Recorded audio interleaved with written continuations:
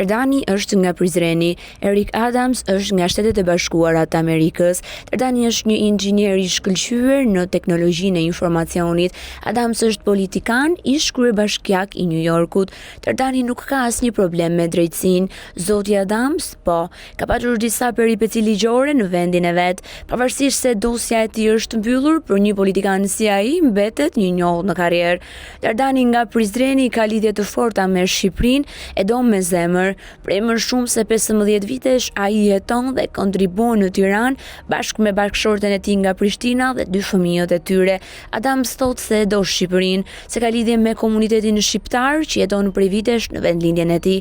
Ai vetë ka ardhur deri tani 2 herë në Tiranë, një herë kur ishte kryebashkiak në Iki dhe pak ditë më parë kur aplikoi për pasaportë dhe kartë identiteti shqiptar në një nga njësitë e shumta administrative të kryeqytetit shqiptar.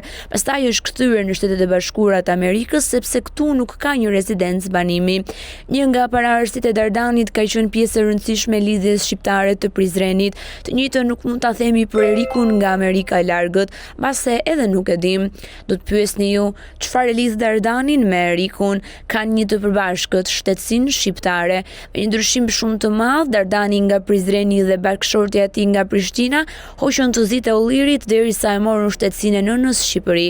U duhej të prisnin me vite për të marrë dekretin, sepse dosja e tyre i ngjante polurës së Penelopës. Herë duhej një dokument i ri, e herë duhej rinovuar një letër që ishte në dosje e shpesh çfarë kishte dorëzuar Dardani nuk pinte më ujë. Ndërsa Adams nga New Yorku e mori shtetësinë shqiptare fët e fët. Në pak kohë pas një pengesë, madje edhe duke promovuar, më 10 prill 2026 presidenti i vendit Bajram Begaj ka firmosur dekretin numër 228 që ka dhënë shtetësinë zotit Eric Leroy Adams, ku Begaj është kujdesur të shënojë në dekret që shtetësia t'i jepet me kërkesë të tij. Më është kujdesur duket shefi i qeverisë Edi Rama. Bota përmbys, shkruan ai, krahas një fotoje të tij me zoti Adams, i cili ka vendosur një qeleshe në kokë, teksa qëndron në skenën e mirëkuruar të samitit të diasporës. Të ngre dorën kush e kishte imagjinuar ndonjëherë që kryetari i Bashkisë së New Yorkut do të kërkonte pasaportën shqiptare për të bërë dhe qytetar i Shqipërisë. Askush. Si? Dhe pse?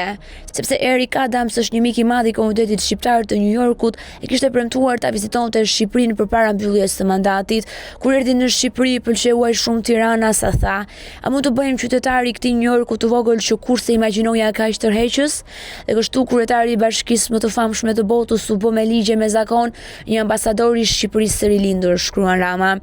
Ai zbulon pa dashur se kërkesa e zotit Adams, ajo verbale sepse me shkrim duhet jetë bërë më vonë, i përket 8 dhjetor 2025, pra ati janë dashur vetëm 123 ditë për të marrë dekretin e shtetësisë shqiptare, kohë që të tjerë të ndërrojnë në një afat kaq të shkurtër. Nëse dekreti për ysh kryebashkiaku në New Yorkut nuk ka ardhur me kapërcim të procedurave normale të ligjit shqiptar për shtetësinë, atëherë zoti Adams e ka marrë shtetësinë shqiptare sipas nenit 9 të ligjit numër 113/2020, i cili parashikon në rastet të veçanta. Këto raste të veçanta parashikojnë dhe procedura të shpejta siç ka ndodhur me sportistë apo me personazhe të rëndësishme.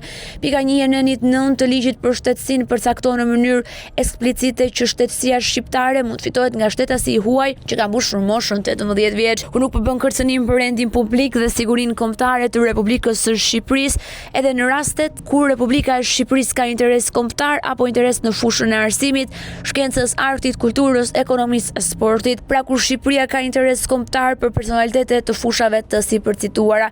Në rastin konkret, kërkesa apo dëshira ka qenë vet ish kryebashkiaku të New Yorkut dhe jo e kundërta. Prandaj pasaporta shqiptare për zotin Adams ngre më shumë pikë pyetje se sa jep përgjigje, duke ushqyer në një forma në një tjetër dyshimet për një rol të ri, lobues në shërbim të interesave të Tiranës në New York. Eric Adams, politikan që i përket Partisë Demokratike në Shtetet e Bashkuara të Amerikës me një përvojë të gjatë, policia e metropolit më të madh të botës e ka drejtuar New Yorkun për vetëm një mandat. Në vitet e fundit ai është mundur bindshëm nga socialisti demokrat Zoran Mamdani. Adams, i cili politikisht i përket qendrës, pati një marrëdhënie të afërt me presidentin Donald Trump, me shpresën e marrjes së votave republikane, por që në fund nuk i mori dot. Megjithatë, ai duket se vijon në rrugën e politikanit siç ndodh në SBA paralelisht me atë të lobistit politik dhe aktivistit në lidhje me lobet e rëndësishme komunitare që përbojnë Amerikën, përfshirë edhe komunitetin shqiptar. Adams nuk e ka shprehur ende, por duket se ai synon të bëhet konsul deri i Shqipërisë në New York. Eric Adams nuk është biznesmen apo sipërmarrës i arshëm që synon të përfitojë nga pasaporta rajon. Pas arsyetimit më logjik është përfshirja e mundshme e ish-kreut të Bashkisë së New Yorkut në rritjen e diplomatëve ex officio të Shqipërisë, përkatësisht të konsulëve të nderit, të cilët sipas ligjit duhet të kenë shtetësinë shqiptare. Gjasat janë që Adams të jetë konsul deri në New York, dhe kjo kuptohet edhe nga shënimi i tij pas marrjes së pasaportës, që pranon se e ka marrë nën statusin honofirik. I nderuar të pranojë shtetësinë shqiptare jo vetëm si një dallim personal, por si një pasqyrim i lidhjes së thellë dhe të qëndrueshme midis qytetit të New Yorkut dhe popullit shqiptar. New Yorku është shtëpia e një prej komuniteteve më të forta shqiptare në Amerikë, punëtore, krenare dhe thellësisht të rrënjosura në qytetin ton. E pranoj këtë nder në emër të tyre dhe në njohje të vlerave të përbashkëta që na lidhin, familjes, qëndrueshmërisë, sipërmarrjes dhe një angazhimi ndaj komunitetit, shkruan ai. Në praktik, një shtetasi mund të jap një figurë si zoti Adams disa avantazhe: akses më të lehtë për të jetuar, lëvizur dhe vepruar ekonomikisht në Shqipëri, një lidhje formale me vendin që mund të përdoret publikisht, mundësi për të ndërtuar arritje politike apo biznesi pa u perceptuar si i huaj. Pavarësisht këtyre, nuk pritet që ai të ketë ndikim të fortë. Ndikimi varet nga sa pesh ka ende Adams në SBA, sa lidhje ndërton në Shqipëri dhe nëse institucionet shqiptare do t'i japin ndonjë rol të veçantë. Po të lexosh karrierën politike të zotit Adams, duket qartë se ai është në linjë dhe i afërt me qarqet politike dhe lobuese hebreje të Shteteve të Bashkuara të Amerikës e posaçërisht të New Yorkut, të cilat janë shumë të fuqishme dhe që ka gjasa të mbështesin në vijim të karrierës së tij. Pyetja ndër shumë të tjera që vërtitet në ajër është: ç'lidhje ka kjo me Shqipërinë dhe pse i duhet atij shtetësia shqiptare? Pra, deri tani nuk ka rast dhe që politikan apo ish politikan të lartë amerikan të kenë marrë pasaportën e Shqipërisë, sepse kur ke dokumentin e shtetit më të fuqishëm të botës, pse të duhet ai, një vendi të vogël e të varfër si Shqipëria, e cila të ofron një pasaport me më pak peshë në botë? Nga ana tjetër, ka shumë gjasa që kjo të mos ketë lidhje as me çështjet fiskale, për të cilat shumë të huaj kanë marrë pasaportën tonë. Një skenar i mundshëm është ky: pasi ka marrë shtetësinë, ai mund të shfaqet si ndërmjetës për investime, projekte, marrëdhënie me diasporën apo kontakte të New Yorkut. Deri këtu nuk ka asgjë të keqe, pasi shumë vende e përdorin shtetësinë për të ofruar figura që mund të jenë të dobishme. Problemi lind kur nuk është e qartë në emër të kujt vepron personi që ka shtetësinë.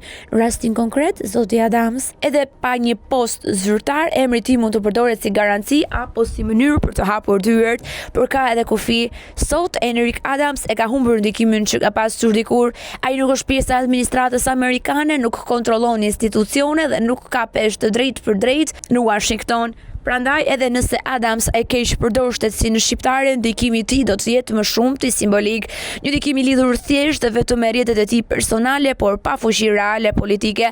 Që të mos keq kuptohemi, rreziku më i madh nuk është tek vetë zoti Adams, por te precedenti që do të krijohet nëse shtetësia do të fillojë të përdoret për të krijuar marrëdhënie të paqarta mes politikës, biznesit dhe figurave publike. Atëherë, ajo do të humbas kuptimin si një lidhje juridike me shtetin, do të kthehet në instrument influence. Pikërisht këtu fillon problemi institucional.